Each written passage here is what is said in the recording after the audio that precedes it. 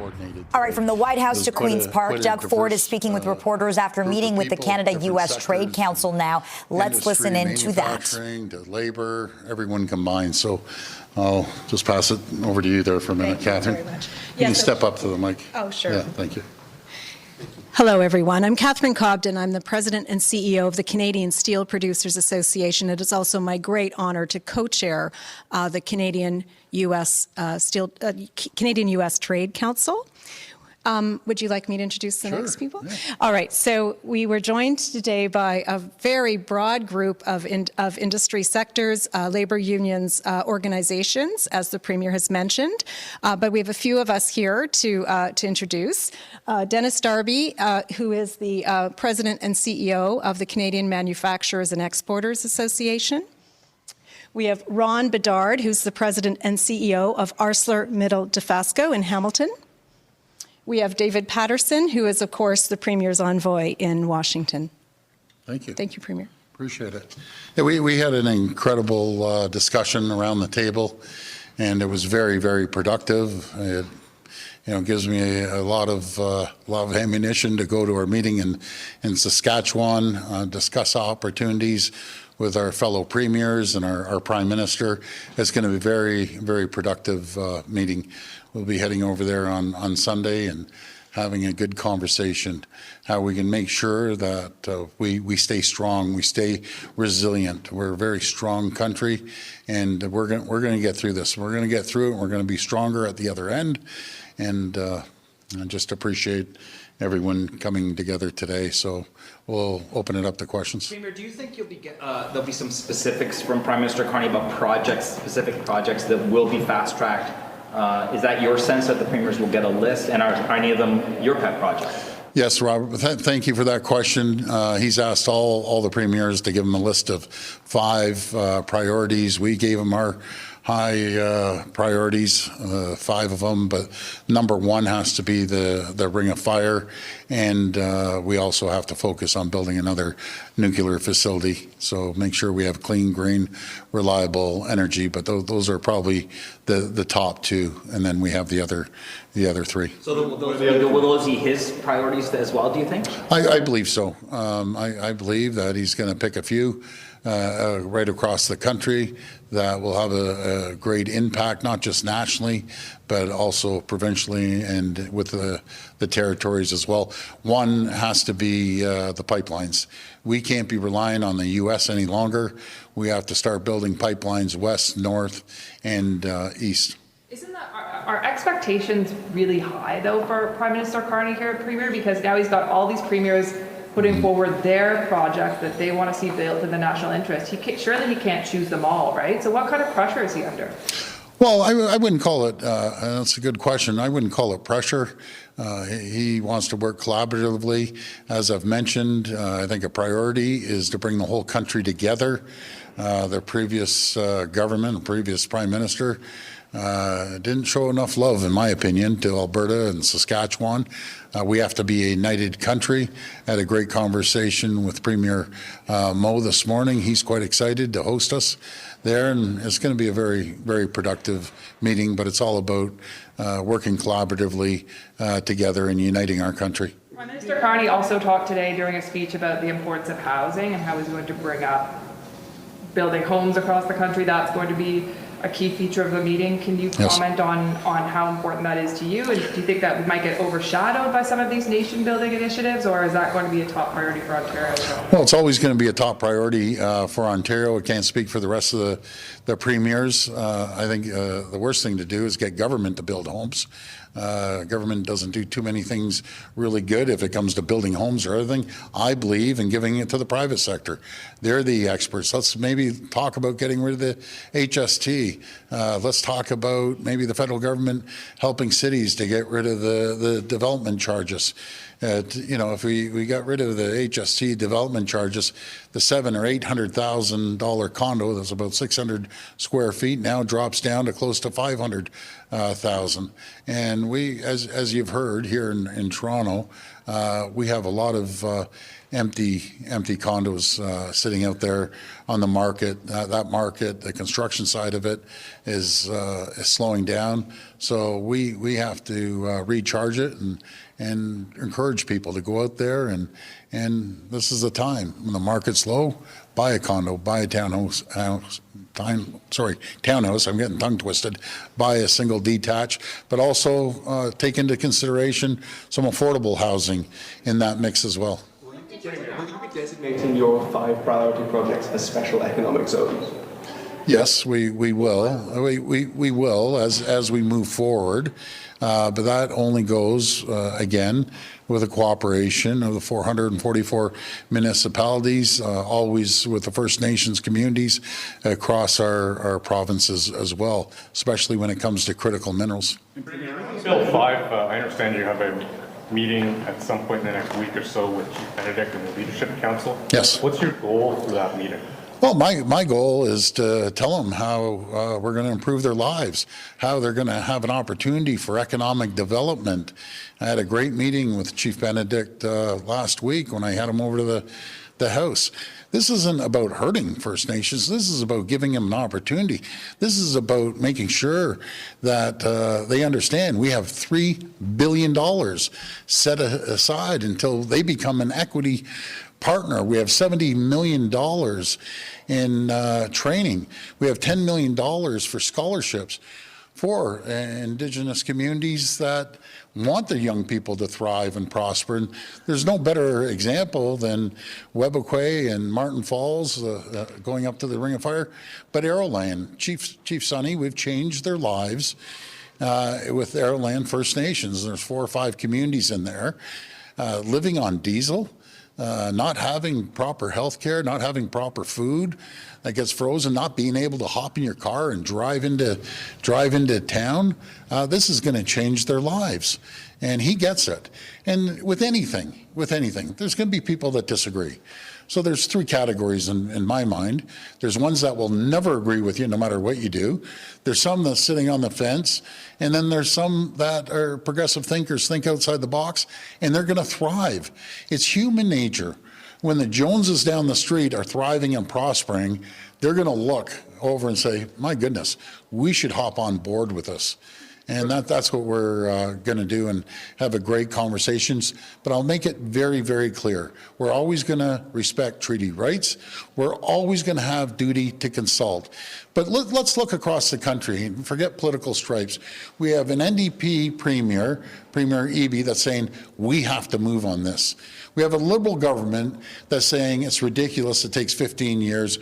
We're going to have 1 window, 1 permit, and we're going to get these permits out, and we aren't going to interfere in less than 2 years. You either make changes or you fall behind, and you get destroyed by the rest of the world that will eat our lunch. I'm sorry. Complaints from First Nations is that governments come in and they tell them what to do. So you sound like you're saying that you want to sell them the idea, but are you going to listen to them? You know something, it depends on who you talk to within the First Nations. There's no government, there's no premier, and this is what they've told me, that they pick up the phone and they can call me. That's never happened in the history of our country. They pick it up, they have a discussion with me. They come to my house, they come here. There's no one that's collaborated more with First Nations communities than us. And there's going to be the few that are going to be shouting and screaming, and that's anything that we do. And again, there'll be some that are good, and then other ones are gung-ho. This is an opportunity of a lifetime that no provincial government has ever given the Indigenous communities across the province. They will thrive, they will prosper, and that's what they want. They want the next generation to have a different quality of life than what they had. So we're doing it for the betterment of the Indigenous communities, betterment for the province, and the government of Canada as well. But the First Nations leaders who disagree with you. I'm sorry? The First Nations leaders who disagree with you, they say if the bill passes as it is, they will still protest, they'll still blockade. They're talking about blockading highways. Are you ready for that kind of confrontation? That would be very, very disappointing to do it, because as what I'm understanding, there's a very small vocal group that are saying this, and wouldn't that be a disappointment? And they think They're going to be in favor, Ontarians and Canadians are going to be in favor when you block a railroad, you block a road. That's counterproductive. I'll tell you that right now. I always believe in sitting down and working things out, having a discussion with a small group. That's what I'm hearing. But there's so many other chiefs that are saying, we're gung-ho, let's keep moving right across the province. Why they're angry? Do you understand where they're coming from? Well, again, we'll sit down and have a conversation. I'm going off what my Minister of Indigenous Affairs have told me, Greg Rickford, that has actually lived on reserve with First Nations community as a nurse. And that's what I'm hearing. Let's have a discussion. Let's have a really good discussion. Let's put the issues on the table. There's certain areas, they just don't want to do anything. Fine. You don't want to do anything, you're left behind. We're moving forward. And I've always said, even though it falls under the federal government, we've done more for First Nations community than any government in the history of this province. It's simple. The numbers don't lie. And we're going to continue moving forward to make sure their lives are better. Those who want to be progressive and move forward, we're all in. Those who don't want anything, well, I'm sorry. You're going to fall behind. That's just the way it is. Housing, I just want to ask because what housing experts are saying that your government can do to improve housing and home sales in the GTA is to waive the provincial part of the HST, give a 100% rebate on this tax. Is this something you would consider for housing? Well, we'd only do that if the federal government would consider it, I should say, if the federal government came and waived the HST, the federal side, and would look at the provincial side as well. But I'll tell you one thing, I don't want it going in the pockets of builders or developers. We'd have to rebate the people directly so we actually see the prices come down. And the development charges, we have some out of the box bubble thinkers like Mayor Parrish in Mississauga or Vaughan, and hopefully Mayor Del Duca. He's done an incredible job. I always say half a loaf is better than no loaf. If you don't want any building in your area, well, you keep charging the DCs. You aren't going to have any income. This is like economics 101. They're getting nothing right now because there's very few buildings going up. Wouldn't you want to give them a little break and then collect the taxes as we build? Like, this is such common sense. It's like economics 101, business 101. Again, they have to create the environment and the conditions for builders to come and build. If you don't, they're building somewhere else down the street. Look at the difference between the previous mayor of Mississauga and the present mayor. The other one had the lowest, as a matter of fact, it shrunk Mississauga. They had one of the lowest per capita builds anywhere in the country. And then you get a new mayor, and I believe Mayor Parrish has created 11 to 12,000 new units online ready to build because she's created the environment. Meeting with ammunition for your meeting in Saskatchewan. Can you be more specific about what you heard that you want to reiterate to Mr. Carney and how things have changed since you met last in March? Well, there's many things that we can do, again, with the federal government, like we have in the province, create that environment and conditions. And I believe he's going to do it. I believe he's creating that environment to make sure that we build large national infrastructure projects. That's a priority. And one of them that he has to change, because he could throw everything in the kitchen sink at it.